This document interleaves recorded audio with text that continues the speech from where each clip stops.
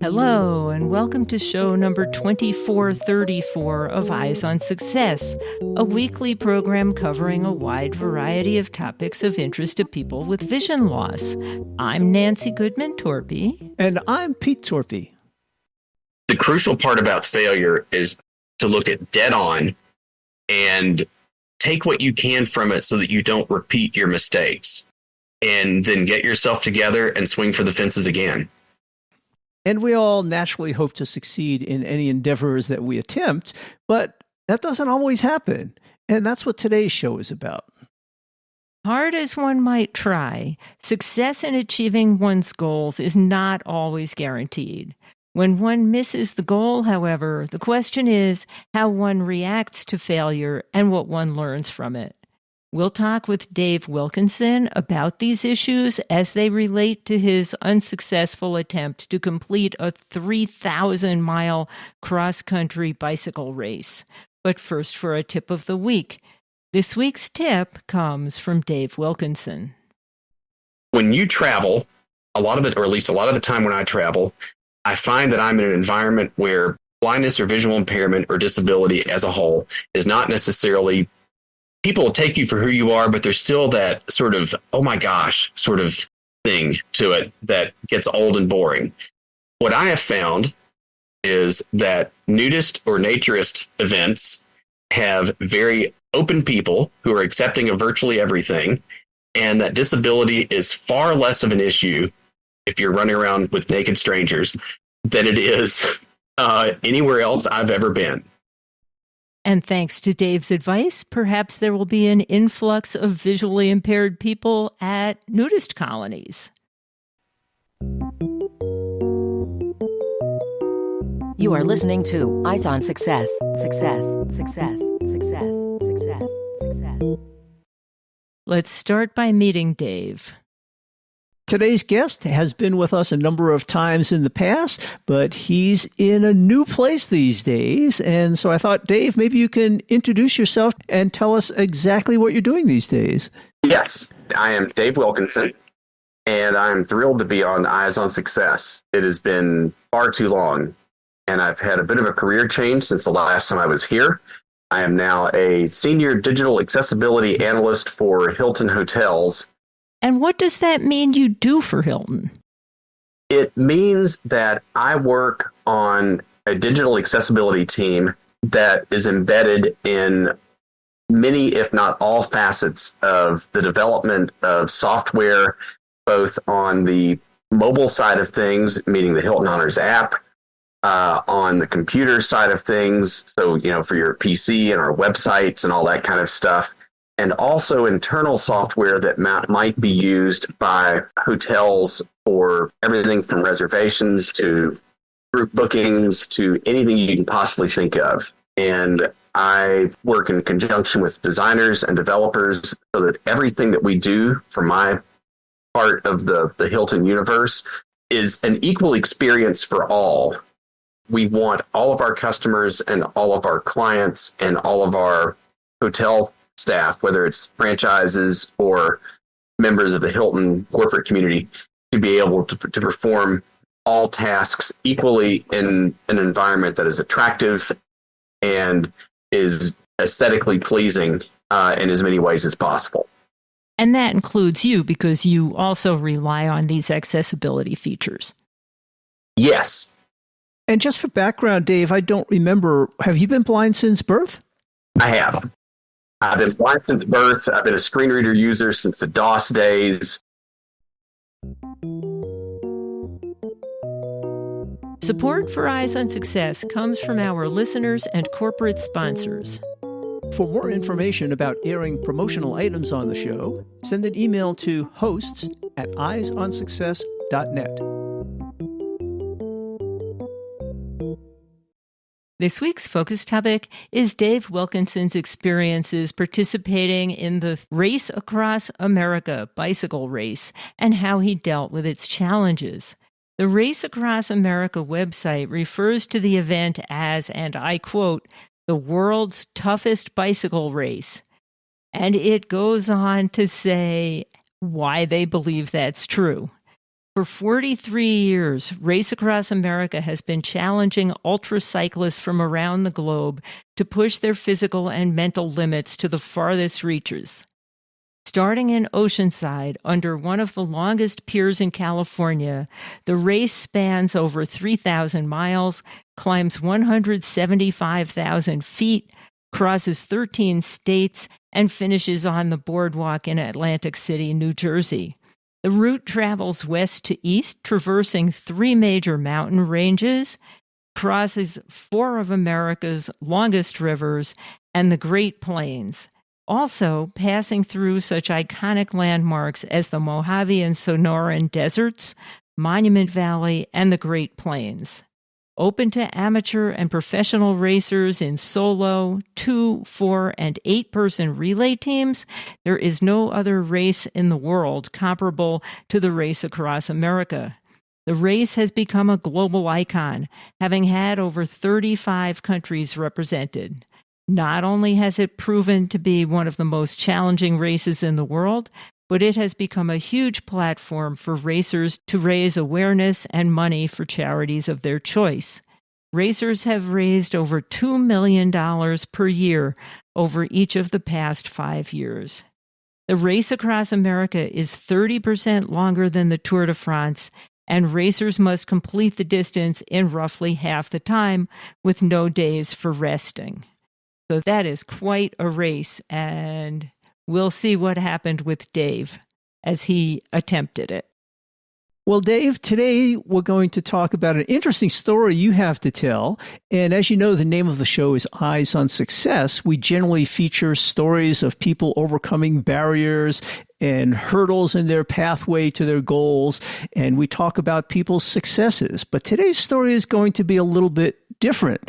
You're going to tell us a story that involves something you really aspired toward, but may not have ended the way you expected. Can you tell us a little bit about the event that you were involved in that started this path?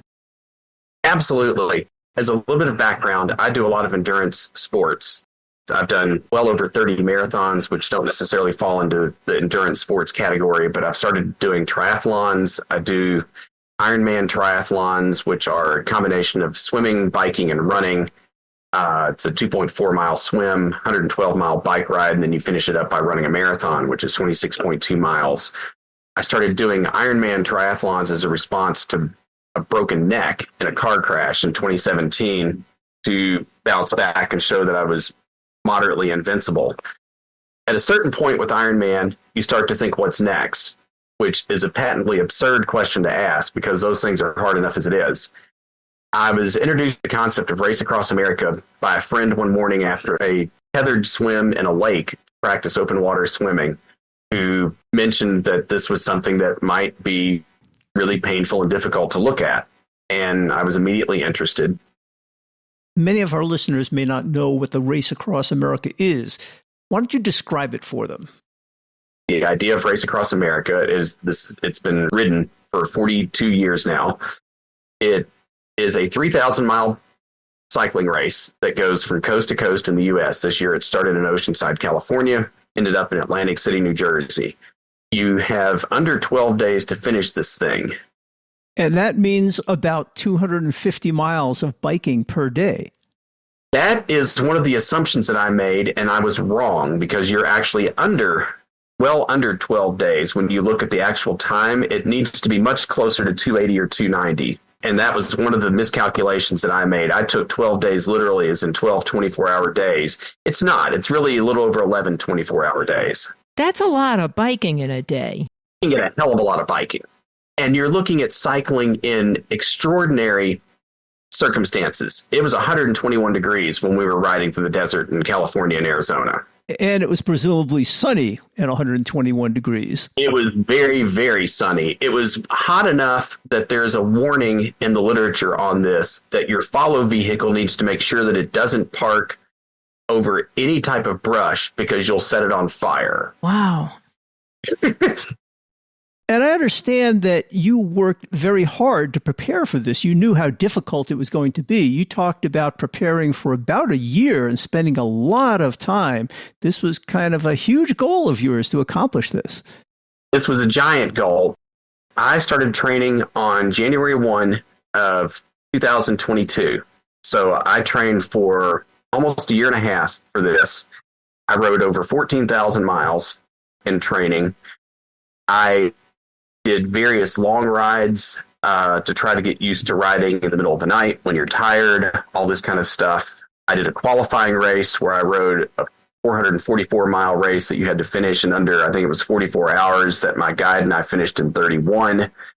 I searched for a crew and had a crew of 8 people that were supporting me and my tandem pilot. And part of the thing I should throw in at this point is no blind tandem cyclist has ever completed this race as a solo project, meaning that there was a team of 4 blind cyclists and 4 pilots on tandem bikes who completed this in 2018. But as a team, you're not riding the whole thing. You're swapping out for the strongest legs or for your shift. So you may ride for a couple of hours. When there's a team of 4, each person only rides a quarter of the distance. That is correct. Or at least, if you approximate it, you may end up doing more than that. If someone else is not having a good ride, you may ride more than that. But yeah, you're riding 800-900 miles. But you were a team of 2 on a tandem, so you presumably were going to do the whole thing, just the 2 of you. Right. We were not considered a team. We were considered one bike.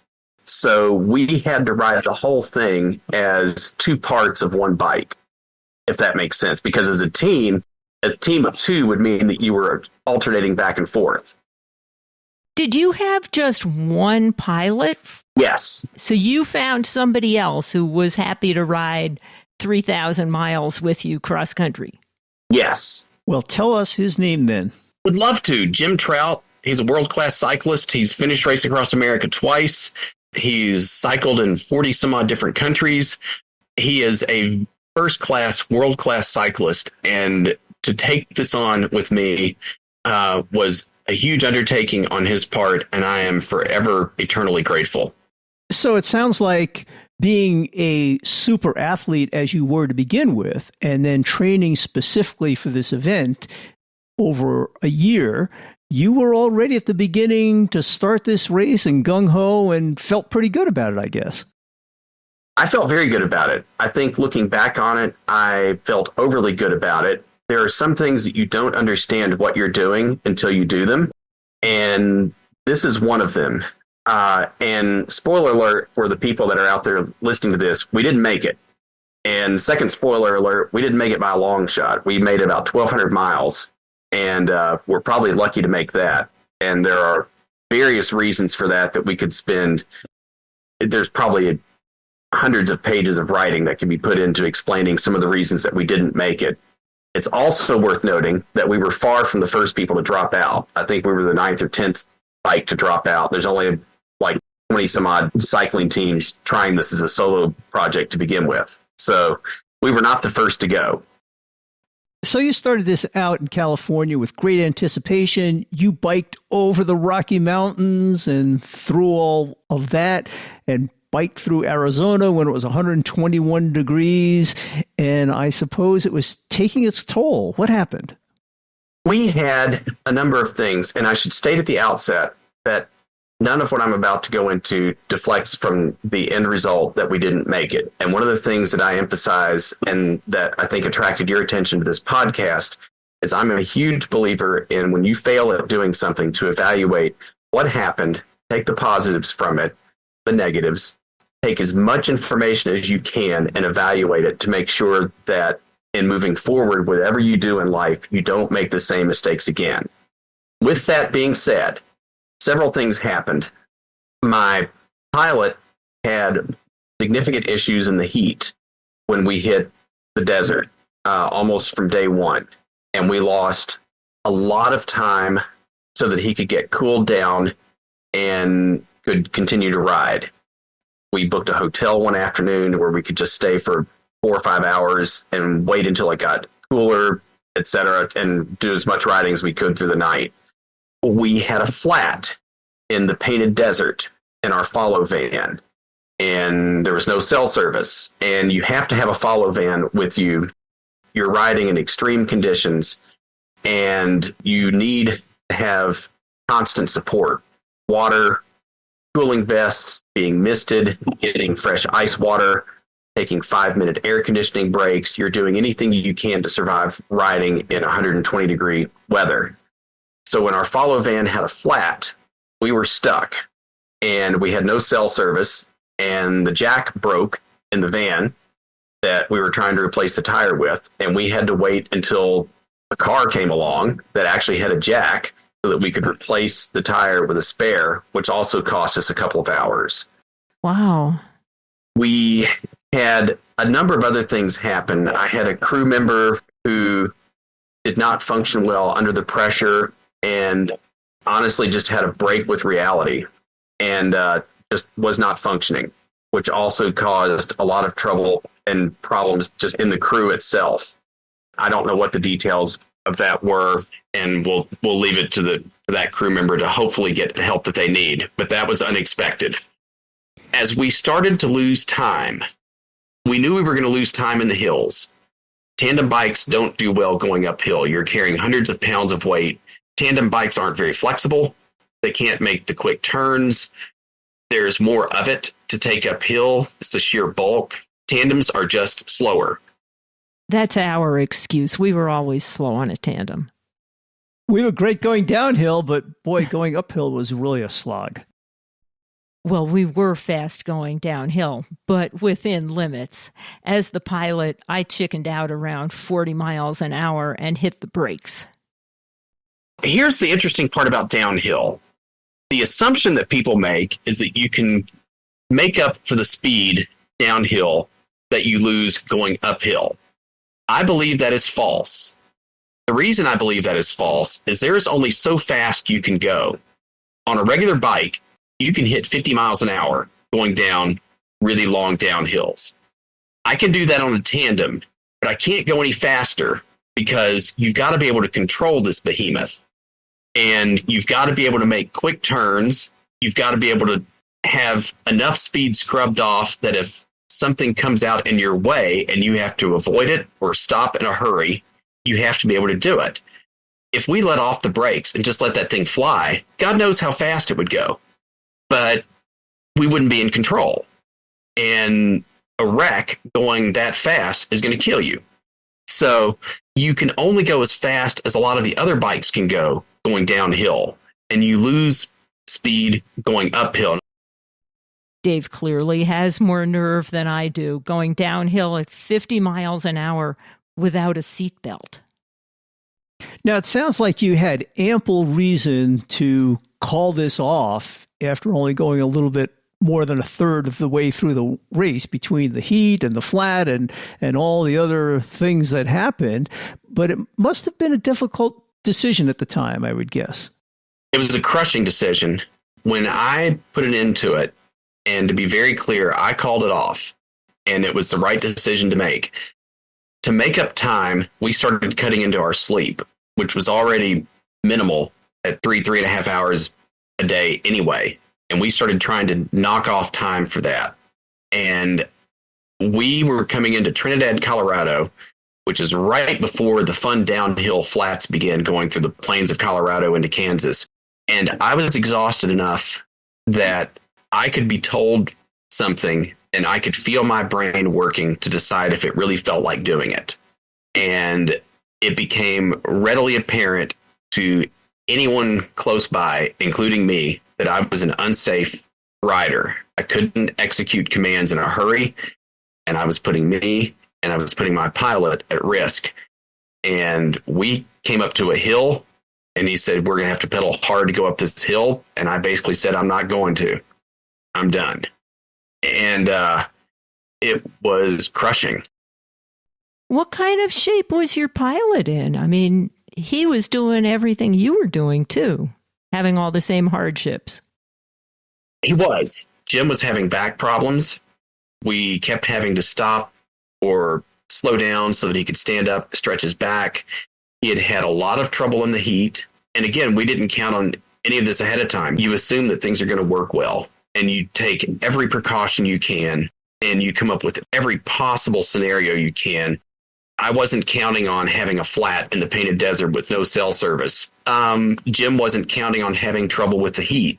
and having to stop 8 hours into the race to become rehydrated and get an IV. These are just things that happen.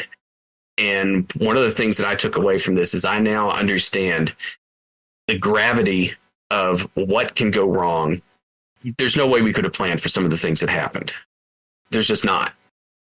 You know, people think of the physical exhaustion during events like this and how difficult that is. But particularly going through the heat and the lack of sleep, there's also a mental exhaustion and an effect on your mind. Your mind gets weird.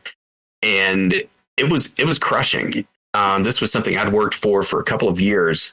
I'd gotten sponsors lined up. This is a prohibitively expensive venture. I spent tons of money on this.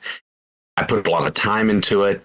I had 8 people, and then my tandem pilot who had come out to do this with me. And all of a sudden, we're not going anywhere.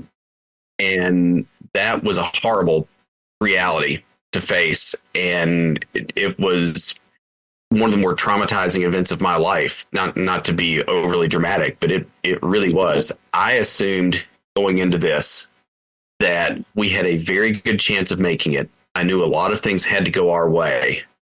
Very few of them did. And even with that being said, I don't think I understood the brutal conditions that we were going to be riding in the beginning of this course. That first third of the course is the toughest part of this course, and it needs to be given all the respect in the world. So what do you take away from this experience after it's all done? Ooh, that depends on the day at this point. I'm glad I did this.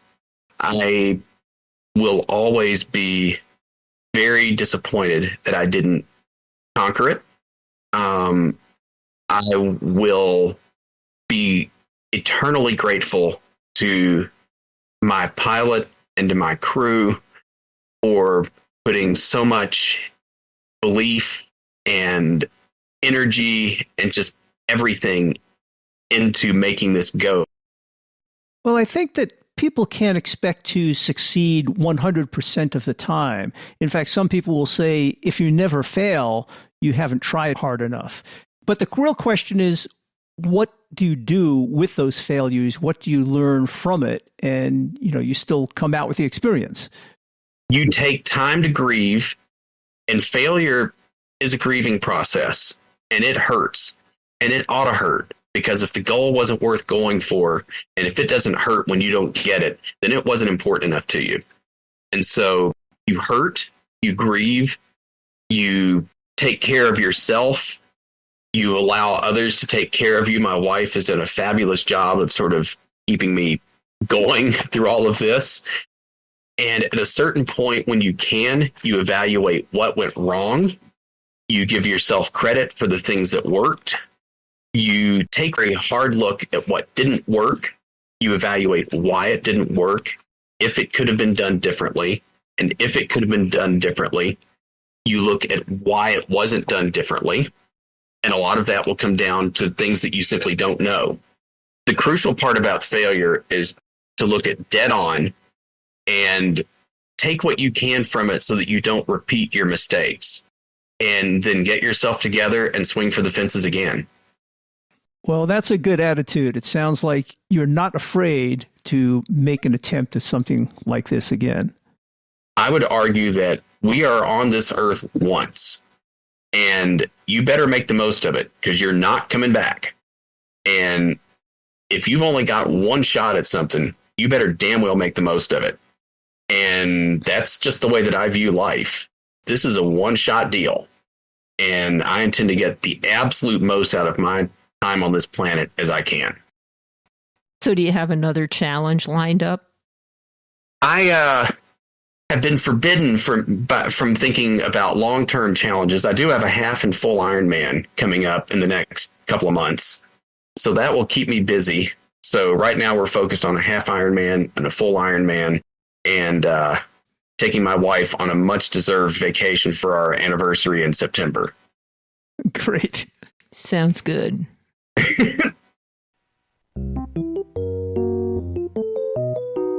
You are listening to Eyes on Success. Success, success, success, success, success.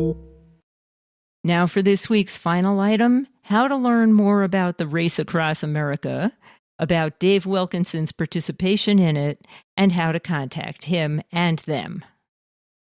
Well, Dave, if people had questions for you or they wanted to learn more about you and your experiences, where would they find out some of that information? My website is speedyturtle.net.